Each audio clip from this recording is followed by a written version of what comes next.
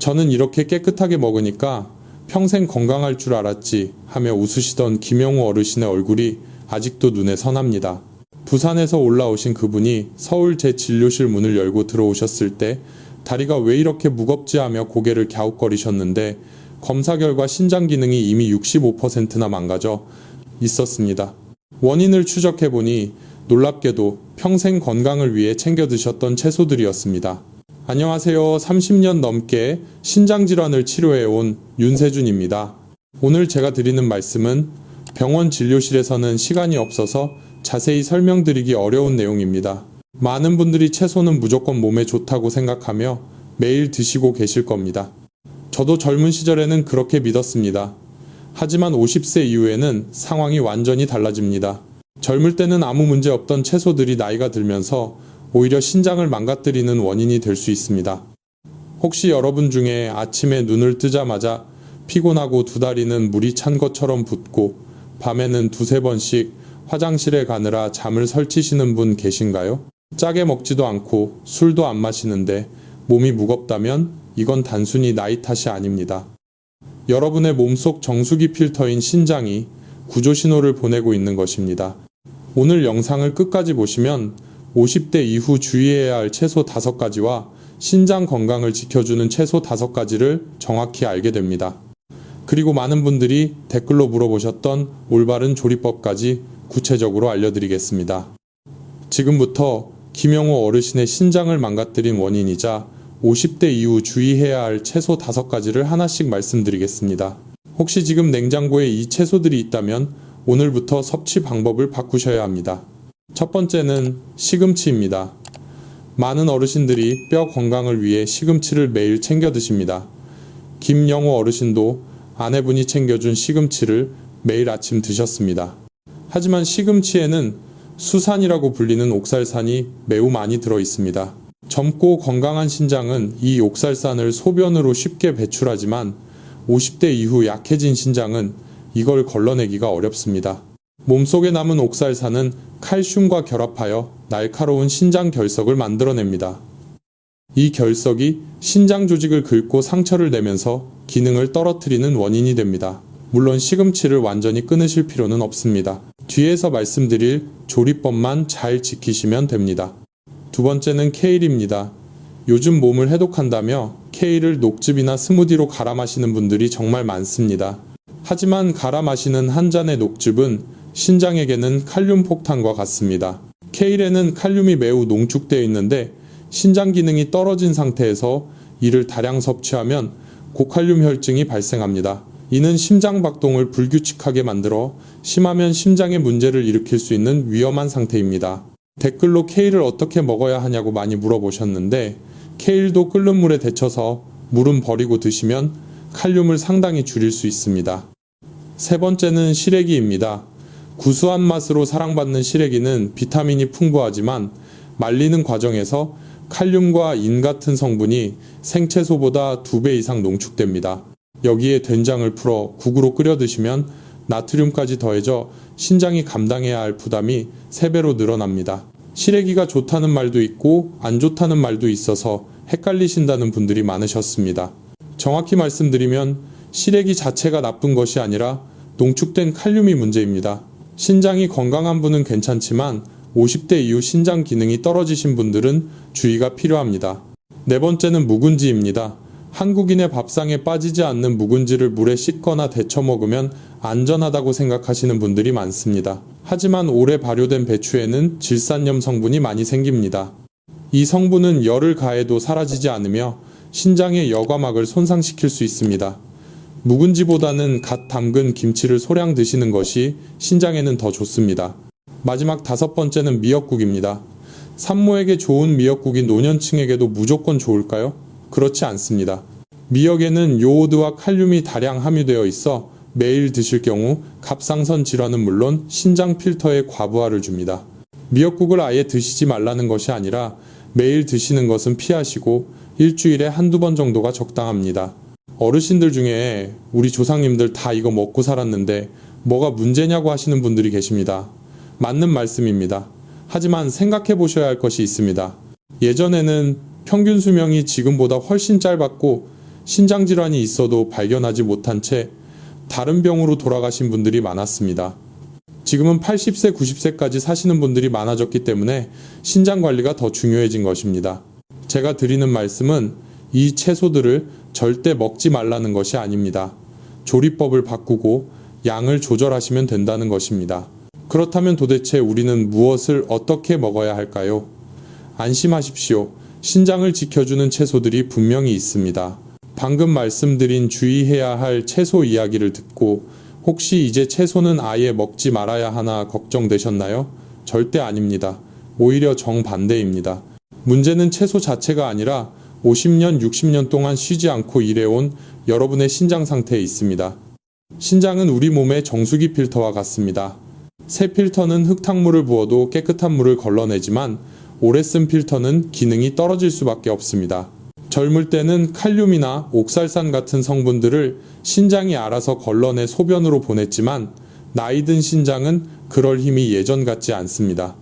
그래서 똑같은 시금치를 먹어도 20살 때는 괜찮지만 60살에는 부담이 되는 것입니다. 김영호 어르신도 바로 이 점을 모르셨습니다. 무조건 많이 먹는 게 좋다고 믿으셨던 것이 가장 안타까웠습니다. 하지만 여러분은 아직 늦지 않았습니다. 지금부터 알려드리는 5가지 채소는 지친 신장을 쉬게 하고 막힌 필터를 부드럽게 도와주는 좋은 음식입니다. 첫 번째는 애호박입니다. 한국인의 밥상에서 가장 흔한 애호박이 사실은 신장에 아주 좋다는 사실을 아셨나요? 애호박은 수분 함량이 90%에 달해 이뇨작용을 돕고 체내에 쌓인 노폐물을 씻어내려가게 합니다. 특히 칼륨 함량이 다른 채소에 비해 상대적으로 낮고 소화가 잘 되어 신장에 가해지는 부담을 낮춰줍니다. 김영호 어르신에게도 제가 가장 먼저 권해드린 것이 바로 일주일에 3번 애호박을 넣은 심심한 된장국이었습니다. 두 번째는 보랏빛 가지입니다. 가지의 보라색을 내는 안토시아닌 성분은 신장의 미세한 혈관들이 손상되는 것을 막아주는 역할을 합니다. 신장은 수만 개의 모세 혈관 덩어리이기 때문에 혈관을 지키는 것이 곧 신장을 살리는 길입니다. 가지를 쪄서 담백하게 드시면 혈관 탄력에 도움이 됩니다. 댓글로 가지를 말려서 차로 우려 마셔도 되냐고 물어보신 분이 계셨는데 가지를 말리면 칼륨이 농축되므로 차로 드시는 것보다는 쪄서 드시는 것을 권해드립니다. 세 번째는 얼갈이 배추입니다. 억센 섬유질은 장과 신장에 부담을 주지만 얼갈이 배추의 부드러운 섬유질은 장내 독소를 흡착해 대변으로 배출시킵니다. 신장이 해야 할 해독일을 장에서 대신 처리해주니 신장이 쉴 틈을 얻게 되는 셈입니다. 네 번째는 무입니다. 무에 들어있는 디아스타제라는 효소는 음식 소화를 돕고 신장으로 가는 대사산물을 줄여줍니다. 특히 무의 시원한 성질은 몸에 열을 내리고 소변을 시원하게 보게 도와주어 신장 기능을 보조합니다. 마지막 5번째는 향긋한 깻잎입니다. 깻잎 특유의 향을 내는 페릴알데하이드 성분은 강력한 항균 작용을 하여 신장과 방광의 염증을 억제합니다.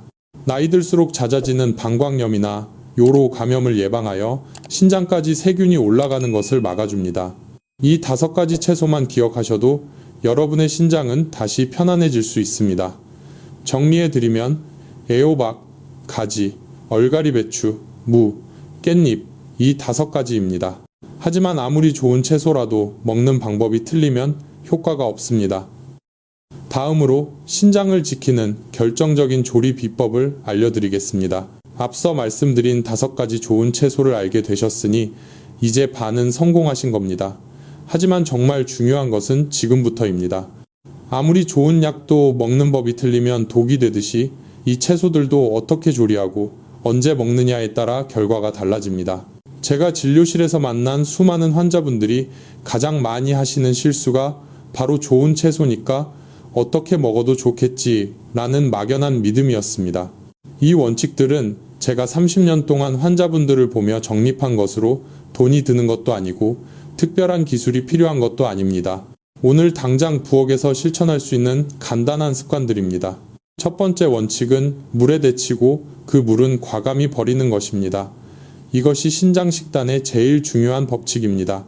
우리가 채소를 먹을 때 가장 조심해야 할 성분이 바로 칼륨과 옥살산입니다.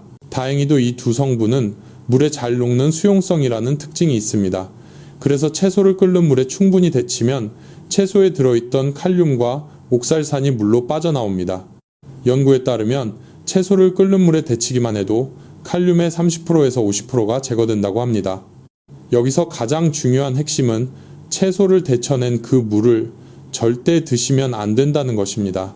많은 분들이 채소 삶은 물에 비타민이 우러나왔다고 생각해서 그 물로 국을 끓이거나 밥을 짓는 경우가 있습니다. 하지만 신장이 약하신 분들에게 그 물은 농축된 칼륨 덩어리나 다름없습니다. 반드시 채소만 건져내시고 물은 버리셔야 합니다. 그리고 건져낸 채소도 찬물에 한 번 더 헹궈주시면 남아있는 미네랄 성분까지 확실하게 줄일 수 있습니다. 두 번째 원칙은 절대로 갈아 마시지 말고 반드시 씹어 드시는 것입니다. 믹서기로 채소를 갈아서 마시는 녹즙이나 해독 주스는 신장이 약한 분들에게는 좋지 않은 섭취 방법입니다. 채소를 갈게 되면 세포벽이 파괴되면서 그 안에 갇혀있던 칼륨이 밖으로 쏟아져 나옵니다. 게다가 액체 상태로 마시게 되면 우리 몸에 흡수되는 속도가 씹어 먹을 때보다 몇 배나 빨라집니다. 갑작스럽게 많은 양의 칼륨이 혈액 속으로 들어오면 신장이 이를 감당하지 못합니다.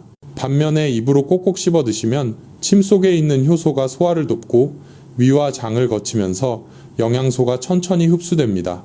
건강을 위한다면 믹서기는 잠시 넣어두시고 튼튼한 치아로 천천히 씹어 드시는 습관을 들이셔야 합니다. 세 번째 원칙은 채소는 해가 떠 있는 점심에 드시고 저녁에는 최소화하는 것입니다. 우리 몸의 장기들은 저마다 일하는 시간이 있습니다. 신장은 낮 동안 활동량이 많고 밤이 되면 휴식 모드로 들어갑니다. 그런데 늦은 저녁에 칼륨과 수분이 많은 채소를 잔뜩 드시면 자야 할 신장을 깨워서 강제로 일을 시키는 꼴이 됩니다. 밤새도록 소변을 만들어내느라 신장은 쉬지 못하고 여러분은 화장실을 들락거리느라 잠을 설치게 됩니다. 따라서 수분이 많은 애호박이나 가지 같은 채소 반찬은 점심 식사 때 충분히 드시는 것이 가장 좋습니다. 저녁 식사는 가급적 이른 시간에 하시고 채소의 양을 줄이거나 데친 나물 위주로 조금만 드셔서 밤새 신장이 편안하게 쉴 수 있도록 배려해 주어야 합니다. 이제 이 원칙들을 적용하여 김영호 어르신이 어떻게 건강을 되찾으셨는지 말씀드리겠습니다. 처음 찾아오셨을 때 김영호 어르신의 신장 수치는 위험 수준이었고 얼굴빛이 좋지 않으셨습니다. 저는 김영호 어르신과 아내분께 앞서 말씀드린 5가지 좋은 채소를 활용한 일주일 식단을 알려드렸습니다. 월요일 점심에는 새우젓으로 가늘한 애호박 볶음을 드시게 했습니다. 애호박은 썰어서 끓는 물에 살짝 데친 뒤 물기를 짜고 새우젓 아주 조금과 들기름으로 볶았습니다. 소금 대신 감칠맛이 나는 새우젓을 쓰면 나트륨 섭취를 줄이면서도 맛있는 반찬이 됩니다. 화요일에는 가지를 쪄서 무침으로 드셨습니다. 가지 역시 찜기에 찐 후 찢어서 파마늘 참기름으로만 무쳤습니다. 수요일에는 얼갈이 배추를 데쳐서 된장을 아주 연하게 푼 국으로 드셨습니다. 국물은 거의 드시지 않고 건더기 위주로 드시도록 말씀드렸습니다. 목요일은 물을 큼직하게 썰어 들깨가루를 넣고 푹 익힌 무나물을 드셨고 금요일에는 깻잎을 쪄서 쌈으로 드셨습니다. 모든 채소 반찬은 반드시 한번 데치거나 쪄서 칼륨을 뺀 상태로 조리했고 식사 시간은 점심을 가장 푸짐하게 저녁은 소화가 잘 되는 죽이나 숭늉으로 가볍게 드시도록 했습니다. 그리고 가장 중요한 것, 물 마시는 습관도 교정해 드렸습니다. 김영호 어르신은 건강을 위해 하루 2리터 이상 물을 억지로 마시고 계셨는데 신장이 약한 상태에서 과도한 물 섭취는 오히려 부종을 악화시킬 수 있습니다. 저는 목이 마를 때만 조금씩 나눠 마시도록 권해드렸고 식사 중에는 물을 드시지 않도록 했습니다. 이렇게 식단을 바꾼 지 정확히 3주가 지났을 때 김영호 어르신이 진료실 문을 열고 들어오시는데 표정부터 달라져 있었습니다. 선생님, 아침에 일어날 때 다리가 가벼워요. 양말 자국이 안 남습니다. 라고 말씀하시며 웃으셨습니다. 혈액 검사 결과 65%까지 떨어졌던 신장 기능 수치가 더 이상 나빠지지 않고 안정화 단계에 접어들었습니다. 무엇보다 밤에 화장실을 한 번도 안 가고 푹 주무신다는 것이 가장 큰 변화였습니다. 김영호 어르신의 사례가 보여주는 것은 명확합니다. 신장은 한 번 망가지면 되돌리기 어렵다고 알려져 있지만 남아있는 기능을 얼마나 잘 보존하고 관리하느냐에 따라 삶의 질은 크게 달라진다는 것입니다. 비싼 영양제나 특별한 치료법이 아니었습니다. 그저 매일 먹는 채소의 종류를 바꾸고 조리법을 조금 달리하고 먹는 시간을 조절했을 뿐입니다. 마지막으로 꼭 짚고 넘어가야 할 현실적인 주의사항이 있습니다. 오늘 말씀드린 채소 섭취법을 실천하시면서 혹시라도 병원에서 처방받은 약을 임의로 줄이거나 끊으려는 생각은 절대 하시면 안 됩니다. 김영우 어르신도 몸이 좋아지자 혈압약을 안 먹어도 되지 않을까 하고 물으셨지만 저는 안 된다고 말씀드렸습니다. 음식은 우리 몸의 기초 체력을 길러주는 훌륭한 보조자이지만 약을 완전히 대체할 수는 없습니다. 특히 와파린 같은 항응고제를 드시는 분들은 주의가 필요합니다. 깻잎이나 시금치 같은 녹색 채소에는 비타민 K가 많이 들어있는데 이 성분이 약효에 영향을 줄 수 있습니다. 이런 분들은 채소의 양을 갑자기 늘리지 말고 의사와 상의하여 매일 일정량을 꾸준히 드시는 것이 중요합니다. 또한 만성 콩팥병 단계에 따라 적용법이 다를 수 있습니다. 투석을 하지 않는 3단계나 4단계 환자분들은 제가 말씀드린 칼륨 제거 조리법을 철저히 지키며 채소를 드시는 것이 도움이 되지만 이미 투석을 받고 계신 분들은 수분 섭취를 더 엄격하게 제한해야 합니다. 투석 환자분들은 소변으로 수분을 배출하는 기능이 거의 없기 때문에 애호박이나 무처럼 수분이 많은 채소를 드실 때도 반드시 양을 조절해야 합니다. 내 몸 상태가 어떤지 정확히 모른 채 남들이 좋다는 대로 무작정 따라하는 것은 위험합니다. 정기적인 혈액 검사를 통해 칼륨과 크레아티닌 수치를 확인하고 그 결과에 따라 채소의 섭취량을 유연하게 조절하는 지혜가 필요합니다. 오늘 긴 시간 동안 신장을 지키는 길에 대해 말씀드렸습니다. 핵심만 정리해드리겠습니다. 50대 이후 신장을 지키기 위해 주의해야 할 5가지는 시금치와 케일, 그리고 시래기와 묵은지, 마지막으로 미역국이었고 가까이 해야 할 5가지는 애호박과 가지, 그리고 얼갈이, 배추와 무, 마지막으로 깻잎이었습니다. 그리고 가장 중요한 조리법은 반드시 끓는 물에 데쳐서 칼륨을 빼내고 국물은 과감히 버리는 것이었습니다. 여러분도 하실 수 있습니다. 지금 당장 냉장고 문을 열고 내가 먹고 있는 채소가 무엇인지 확인해 보십시오. 그리고 오늘 점심부터는 제가 알려드린 방법대로 조리해서 드셔보십시오. 처음에는 데쳐 먹는 것이 번거롭고 싱겁게 먹는 것이 맛없게 느껴질 수도 있습니다. 하지만 일주일만 꾸준히 해보시면 몸이 먼저 반응할 것입니다. 저는 여러분이 음식 때문에 고통받지 않고 음식으로 건강을 지키는 삶을 사시기를 진심으로 바랍니다. 오늘 내용이 도움이 되셨다면 주변의 신장 건강이 걱정되는 분들에게 이 영상을 공유해 주세요. 여러분의 따뜻한 공유 한 번이 누군가의 건강을 지키는데 도움이 될 수 있습니다. 궁금한 점은 댓글로 남겨주시면 제가 읽어보고 답변 드리겠습니다. 여러분의 건강하고 활기찬 노후를 위해 윤세준이 언제나 함께하겠습니다. 감사합니다. 늘 건강하고 평안하십시오.